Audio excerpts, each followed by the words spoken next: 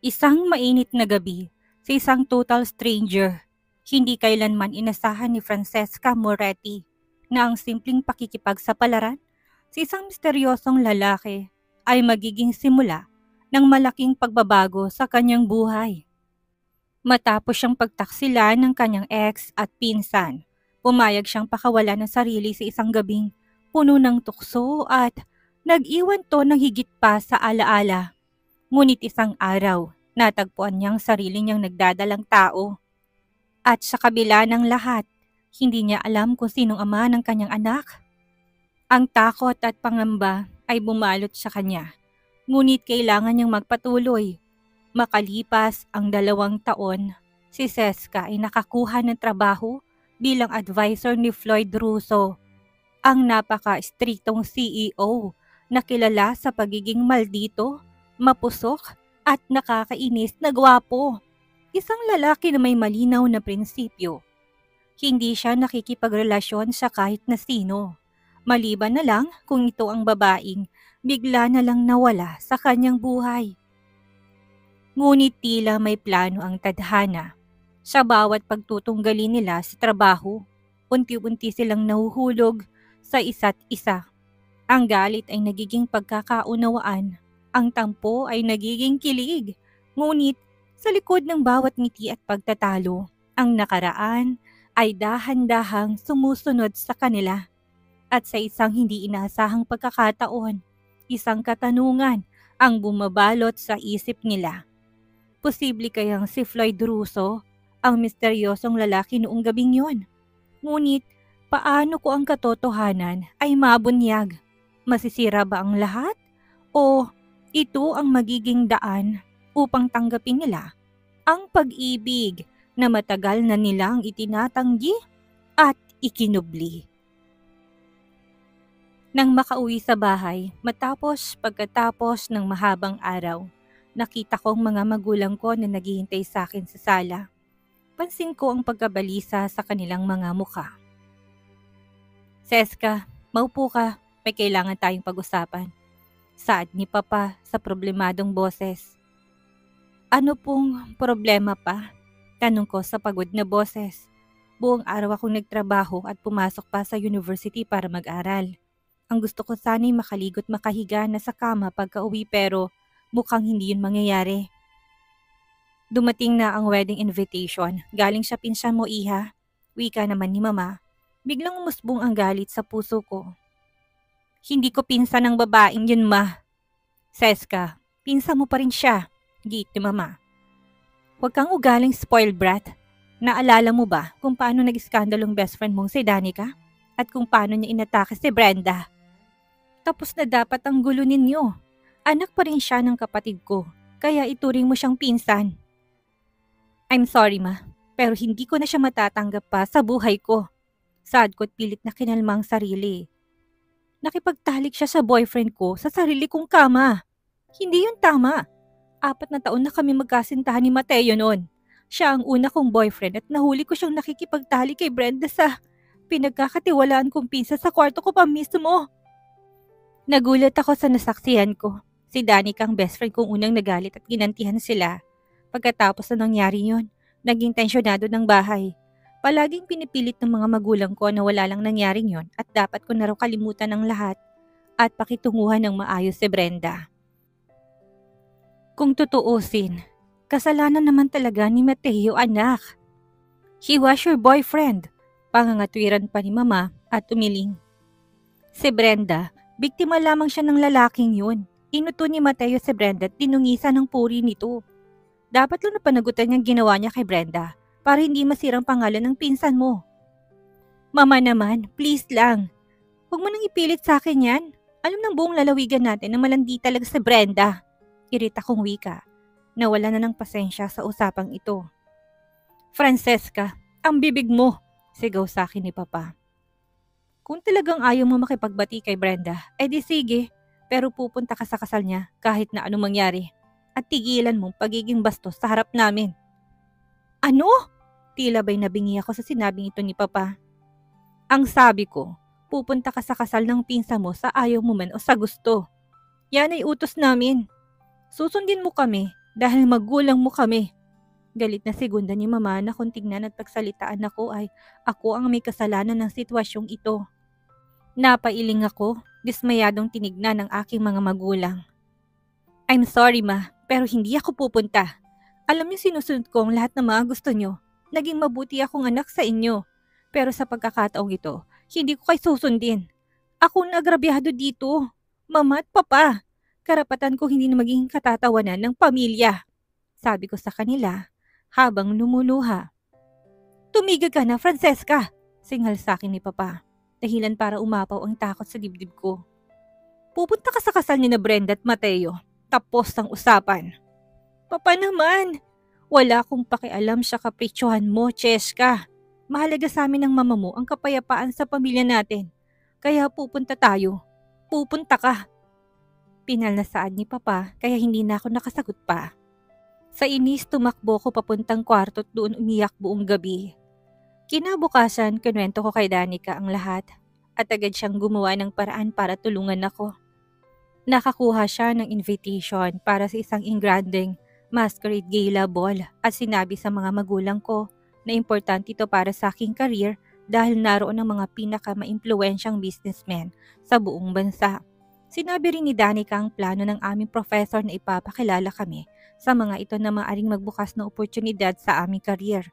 Sa una ay nagdududa pa ang mga magulang ko pero magaling makipag-usap si Danica at kinumbinsi sila na makakatulong ang gala na to sa future ko. Sa huli pumayag na sila at napagtantong makakatulong nga ito ng lubos sa akin. Hoy, Cheska, hindi ka na pwedeng matras ha. Bayad ng invitation, pati ng mask na gagamitin mo. Nahirapan ako sa pagkumbinsi sa parents mo na importante itong event na to. Magiging napakaganda ng party na to, kaya hindi ka na pwedeng tumanggi. Ani Danica, tinignan ako na para bang nagmamakaawa, magkasaliko pang mga kamay. Nakaupo ako sa aking desk isang Huwebes ng hapon habang abala sa pagtanggap ng mga text at tawag nang biglang dumating si Danica na may dalang kape, chocolate at paulit-ulit akong pinipilit na pumunta sa masquerade gala ball na ito. Ang pinakamalaking event sa aming lalawigan na taon-taon ginaganap. Ano ka ba, Danica? Tinulungan mo na nga ako, hindi ba? Hindi kita tatanggihan. Pupunta ako. Pumayag man, hindi pa rin ako sigurado. Ang bala ko sana'y matulog sa apartment ni Danica sa araw ng kasal ng mga hayop at hindi na sumama sa party. Pero makulit ang kaibigan ko at kinumbinsi ako na pumunta sa party kasama siya. Nang magsabado ay nagready kami sa apartment niya. Napakaganda mo naman, bestie! Tili niya at inabot sa akin isang magandang kulay gintong maskara. Sinuot ko ito, tinatakpan ng kalahatin aking mukha hanggang sa ilong. Bumagay ang maskara sa suot-suot kong isang matingkad na pulang satin na evening dress. Ready ka na ba? Oo, ready na ako. Sagot ko at kinuha ang aking purse. Ay, nakalimutan kong perfume ko. Don't worry, ipapagamit ko na lang sa'yo ang bagong perfume ni Mommy. Ilang saglit pa'y nakita na kami ni Rafael, boyfriend ni Danica. Napangiti siya at tinalikan si Danica bago sabihin, ang gaganda nyo. Sa tingin ko, hindi matatapos ang party na walang bagong boyfriend si Cheska. Anong boyfriend ang sinasabi mo dyan?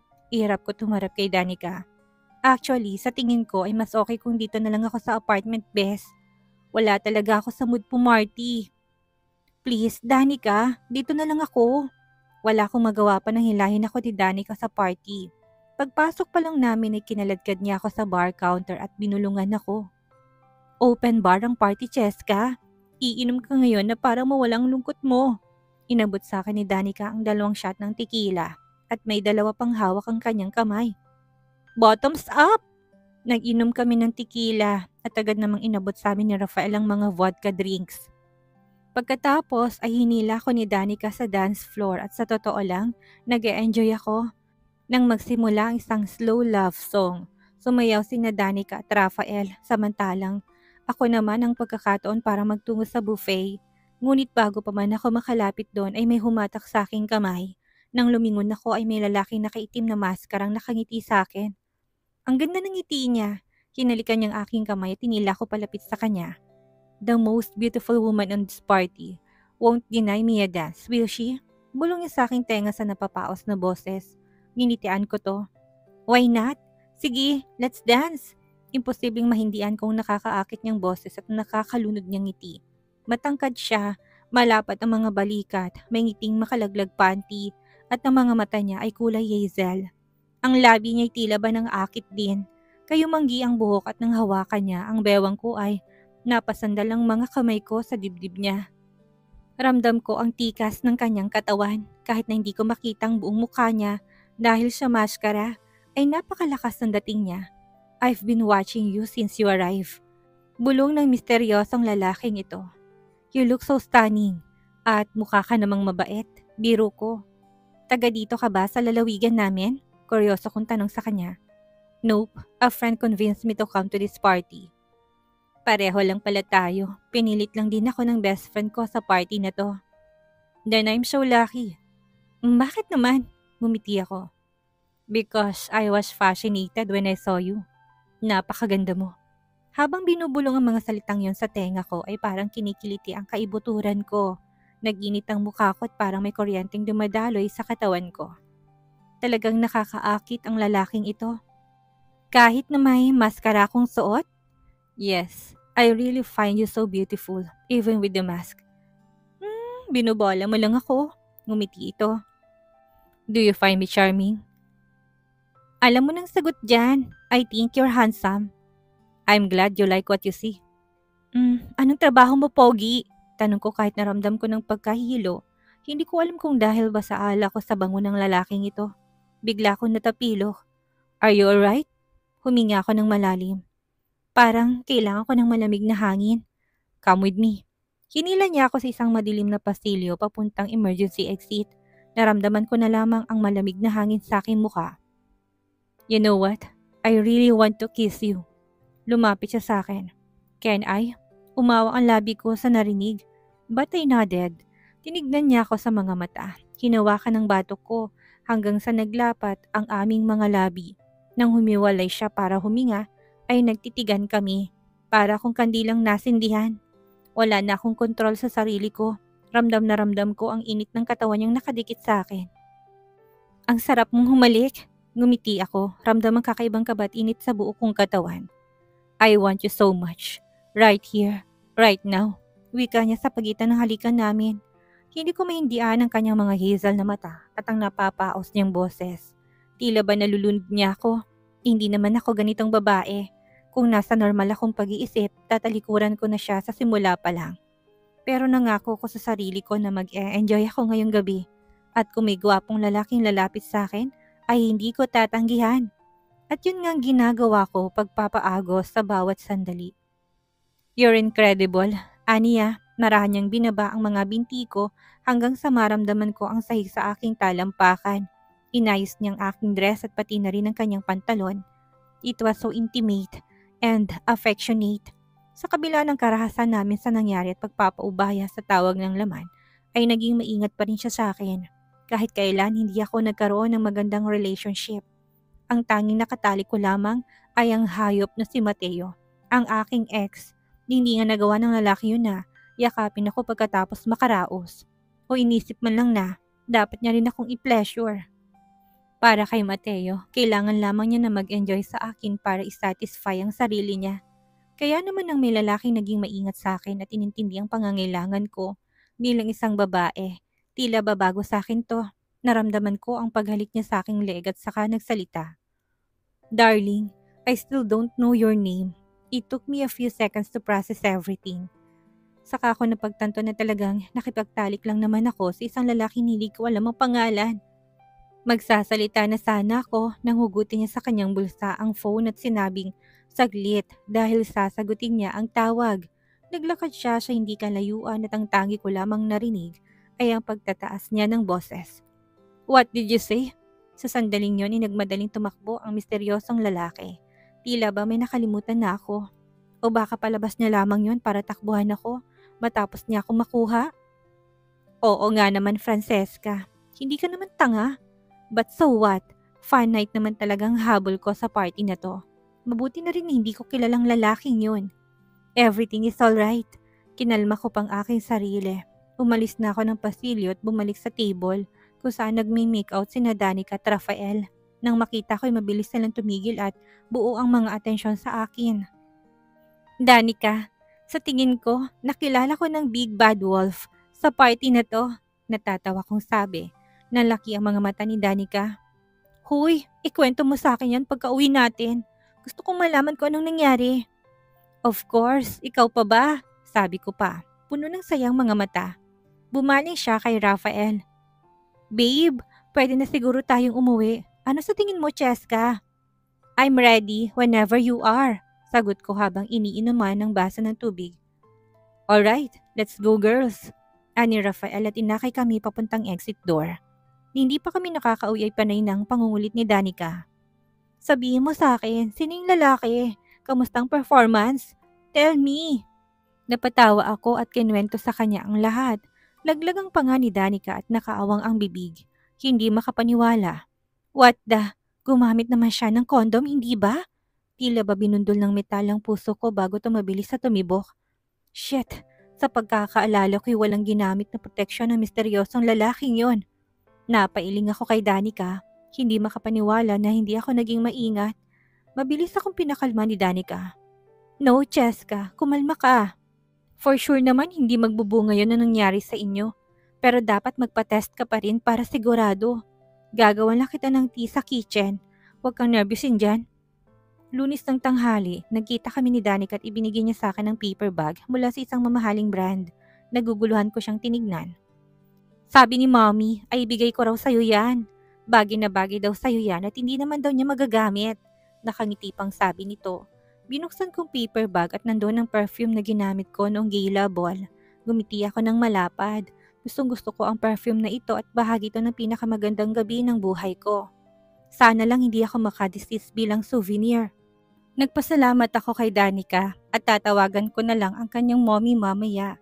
Sinabi ko rin sa kanya na tatawag ako sa klinik para magpa-schedule ng mga test.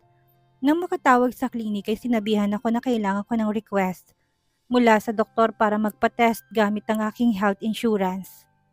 Mabuti na lang may health insurance ang kumpanya namin dahil kung wala, hindi ko alam ang gagawin ko. Hindi naman kasi kataasan ang sahod ko at ang natitira pagkatapos ng mga gastusin ko sa university ay napupunta naman sa bahay. Isang housewife lamang si mama at si papa naman ay maliit lang ang kinikita bilang driver. Nagpa-appointment ako sa doktor pero 2 linggo pa bagong available na schedule kaya naman hindi mawalang kaba sa dibdib ko. At habang lumilipas ang mga araw, mas lalo akong kinakabahan. Ginawa ni Danica ang lahat para kumalma ako. Sa araw ng appointment ko ay sinamahan pa niya ako. 3 linggo nang lumipas mula nung party nang magawa kong mga test. Pagkalipas ng 5 araw, dumating ng resulta at bumalik kami sa doktor. Siyempre kasama ko pa rin si Danica. Tiningnan ng doktor ang mga resulta at seryosong tinignan ako sa mata. Miss Francesca, maayos naman ang kalusugan mo, but starting today, I need you to take better care of yourself. Napahinga ng maluwag sa narinig, pero sesermonan ba ako ng doktor dahil nakipagtalik ako sa isang stranghero ng walang proteksyon? Well, kung oo, deserve mo rin naman dahil naging tanga ko. Pwede ako magkasakit sa ginawa ko, nagpatuloy ang doktor. Congratulations, buntis ka. Ere-refer kita sa isang OB-GYN para magpa-prenatal check-up. Tila ba nabingi ang mga tenga ko at ang tanging naririnig ko ay ang malakas sa tibok ng puso ko. Hindi ako makapaniwala. Buntis? Paano ko ito ipapaliwanag kina papa? Hindi pwede. Ako na isang dalagang Pilipina. Ang laging maingat na laging iniisip ang kahihinatnan ng mga desisyon ko. Ngayon sa unang pagkakataon, sumuway ako sa katuwiran. Nabuntis ako at hindi ko man lamang alam kung sinong ama. Hinawakan ni Danica ang kamay ko at ulit-ulit na sinabing, kumalma ka na muna, Cheska. Maayos din ang lahat. Paano magiging maayos ang lahat? Hindi ko nga alam kung sinong ama. Shit, kailangan ko sabihin to sa mga magulang ko. Panigurado'y madidisappoint sila at kagagalitan ako at palalayasin sa bahay. Paano ko ipapaliwanag na hindi ko alam ang itsura ng ama ng anak ko? Nagsisimula na ako mag-hyperventilate. Biglang hinawakan ako ng doktor sa kamay. Miss Francesca, please calm down. Alam ko hindi magandang sitwasyon mo pero hindi ka pwede magpanik. makakasama sa baby mo. You need to take care of yourself for your baby. Sigurado ako na susuportahan ka ng mga taong nagmamahal sa'yo. Huwag kang matakot. Do you understand me? Tinignan kong doktor. Pitit ito, maputi ang buhok, medyo mabilog at nakasalamin. Sa huli ay napatango ako. Kahit papano, napakalma niya ako. Marahil, dahil sa kanyang mga matang puno ng kabaitan at pangunawa, nabihira na lamang ngayon. Inutusan niyang kanyang sekretary na magdala ng chamomile tea at inom ko yon habang pinapakalmang sarili. Pinaalalahanan din ng doktor si Danica at nibigay ng mga impormasyon na kakailanganin namin sa pagbubuntis ko. Nang makaalis sa klinik ay dinala ko ni Danica sa isang cafe. Ani ay kailangan na muna naming kumain. Pag-upo ko pa lang ay nagunahan ng mga luha sa aking mga pisngi. Niyakap ako ni Danica at sinabing hindi ako nag-iisa. Napatingin ako sa kanya. Ang sumasagi lang sa isip ko ngayon, gusto ko na ikaw at si Rafael ang maging ninong at ninang ng anak ko. Kasi alam kong susuportahan niya siya at mamahalin ng gusto. Nagliwanag ang mga mata niya at saka umiyak ng malakas sabay hikbi. Ano ka ba? Magiging best ninang ako sa buong mundo. Palagi ako nasa tabi ng baby mo. Sigurado ako na matutuwa si Rafael. Kinlaro niya na hindi ako magiging mag-isa sa lahat, pati sa pagharap sa mga magulang ko. Sina mama at papay na pagdesisyonan ko hindi ko na ito ililihim pa sa kanila. Mamayang gabi ay sasabihin ko na sa kanila. Hindi na muna ako papasok sa university. Tara Cheska, sasamahan kita na magsabi sa kanila. Simpleng tao lamang ang mga magulang ko. Natangkad si papa at malakas ang pangangatawan. Samantalang si mama naman ay parang mas matandang version ko. Pero pareho sila na may matibay na prinsipyo na lagi nilang pinapasa sa akin. Mariing sinabi sa akin ni papa na nagkamali ako dahilan para lalong bumigat ang dibdib ko. Nalaglag na lamang ang mga luha ko. Alam ko papa, naging irresponsable ako pero nandito na, wala na akong magagawa pa. Hihinto na lang muna ako sa kolehiyo para maalagaan ang anak ko at mag-iempake na ako ng mga gamit ko. Mag-iempake? Mali ka ng gusto kung akala mong palalayasin ka namin sa ganitong kalagayan. Oo, nagkamali ka. Nasaktan mo kami pero mahal ka namin, Cheska. Malalampasan natin to at tutulungan ka namin. Hindi ka nag-iisa anak. At pati ang batang dinadala mo, ani papa. Biglang napuno ng pag-asa ang puso ko. Pero pa, pinahiya ko kayo. Cheska, hindi ikaw ang una't huling single mother sa mundo. Siyempre mas gusto namin ibang mangyari sa'yo na hindi ganito kahirap. Responsable kang anak, pero kung ito nang nangyari, kaya haharapin natin. Hindi ka hihinto sa pag-aaral mo. Ngayon pa ba, mas kailangan mong magtagumpay sa buhay para sa anak mo. Napakalaki ng responsibilidad mo bilang single mother pero tutulungan ka namin. At kahit na mahirap, magiging maayos din ang lahat. Maging si Danica ay umiiyak na rin. Tito Harold, Tita Celeste, nandito rin ako para tumulong sa inyo. Ninang na ako ng baby ni Cheska at para na rin kaming magkapatid. Kaya hindi ko sila pababayaan. Tumingin ang mga magulang ko sa kanya ng puno ng pasasalamat ang mga mukha. Tinignan ko silang tatlo. Ramdam na ramdam ko kung gaano ako kaswerte na kasama ko sila sa buhay ko. Mahal na mahal ko sila at pati na rin ang batang nasa sinapupunan ko na ngayon ko lamang nadiskubre. Kahit mahirap maging solo parent, hindi ko pa rin itatanggi ng gabing yon sa Gila Ball ang pinakamagandang nangyari sa buhay ko. Hindi ko malilimutan ang mga kulay hazel na mata ng lalaking yon.